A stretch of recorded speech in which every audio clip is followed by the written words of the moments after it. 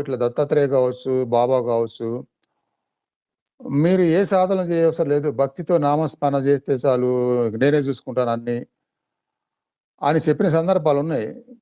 కానీ దానికి ఎంతో అంకితభావము, విశ్వాసము, భక్తి ఇవి ఆల్రెడీ ఉన్న వాళ్ళకి జరిగిద్దది. ఇలా అన్నారు కదా! మనం భక్తిని పెంచుకుందాము. ఇలా అన్నారు కదా! మనం అంకితభావం పెట్టేద్దాం. ఇలా అన్నారు కదా!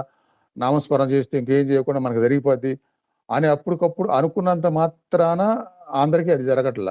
అది ముందు నుంచి అంత దాన్ని విశ్వాసం మనం వేరే వాళ్ళ మాటలో అది మూఢ విశ్వాసం అంటారు. మూఢభక్తి అంటారు.